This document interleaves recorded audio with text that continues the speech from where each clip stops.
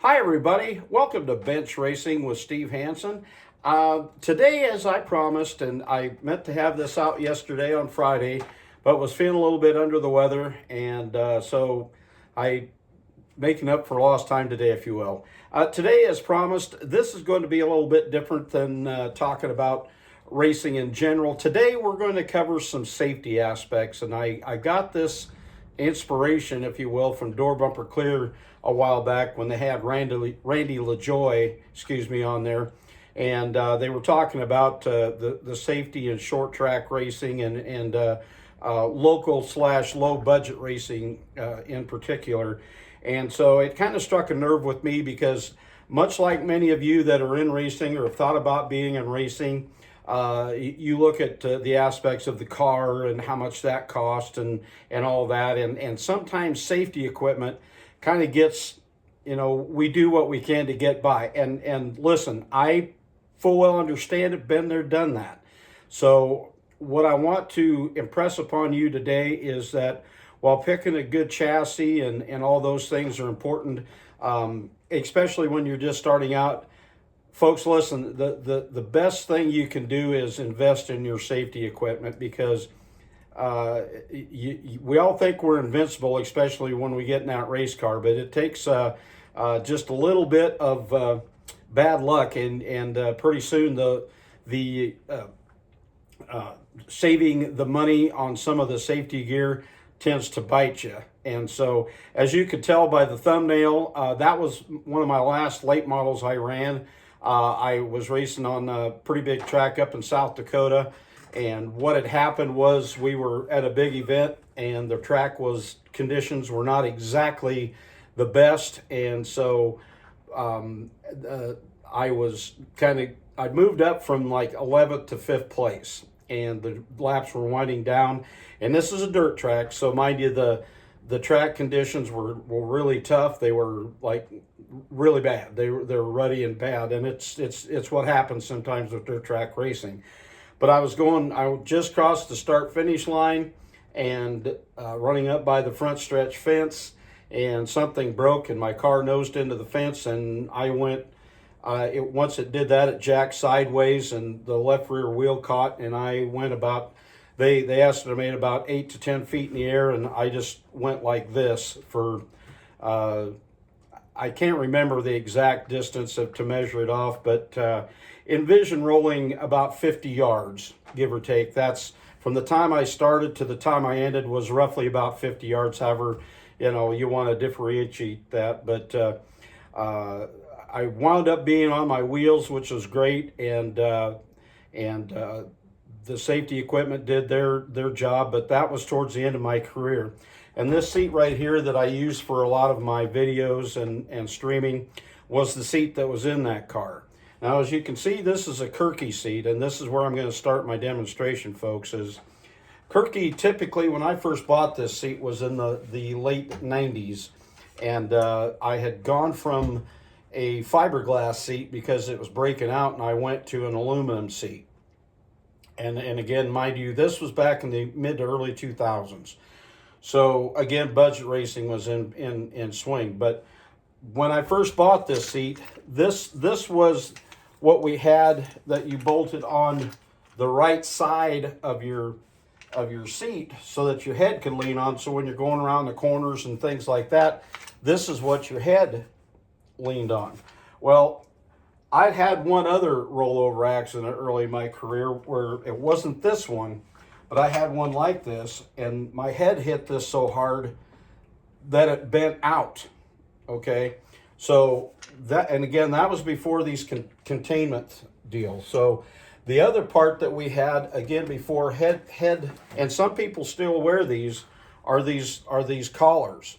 Now, I had started off one with what they call a horseshoe, and I had to cut this one down because it was a little bit too thick I got a short neck, and I cut this one down a little bit, but this was more of a full collar, if you will. So again, this was before these came out. Okay, so I had this and then with my helmet. And in today's video, which I didn't stress on, I apologize, is more for your restraint systems, not your full fire suits and all that stuff. But when after Dale Sr. passed away, and I can't remember the exact date, Randy LaJoie started coming out with his racing seat product line. And at the time, I was working for a racetrack and still racing, and he had sent us as a sponsorship type thing to give to, and they don't make these anymore.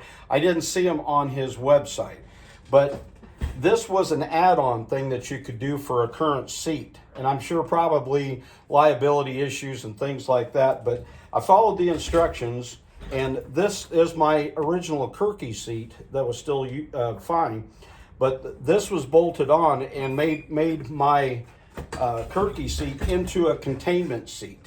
And so when I had the accident that I was just speaking about, that I went over eight times, this is what I had on in that wreck.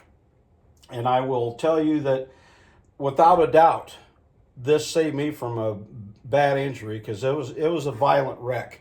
And so bottom line, everybody, there are a lot of people, a lot of series and things that are going to make you go to a containment. Right now, a lot of them don't, but it's worth the money. And here again, if you buy a used seat, set in the seat, make sure it fits you.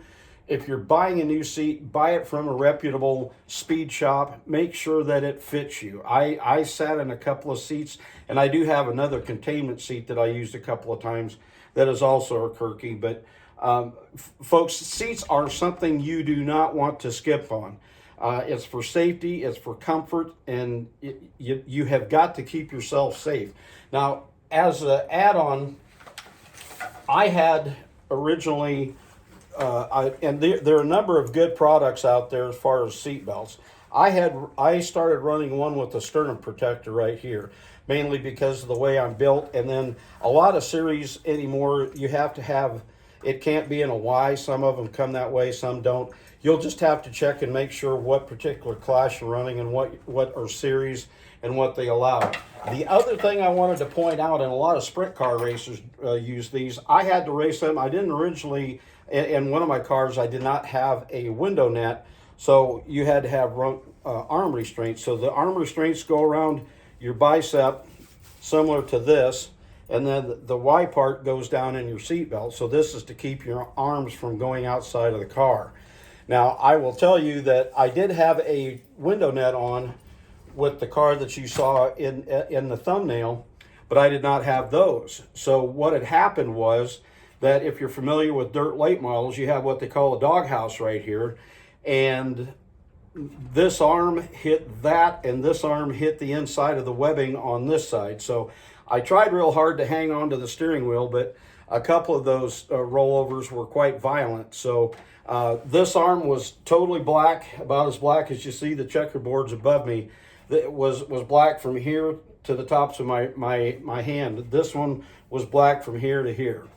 So I'm not saying you got to run arm restraints, but everybody, the bottom line is, if you don't run a window net and they don't require it, think about what can happen. I've seen guys roll over and their arm comes out of the car and the car rolls over on their arm. I've seen a lot of things since I've been around racing. But with that, everybody, hopefully this kind of drives home the point of safety, safety, safety when you're racing. I don't care if you're in a go-kart, a four-cylinder car, if you're in a modified street stock, late model, pro late, junior late, whatever. About as important as the right car is your safety equipment, because at the end of the day, this is what's saving your life, quite literally.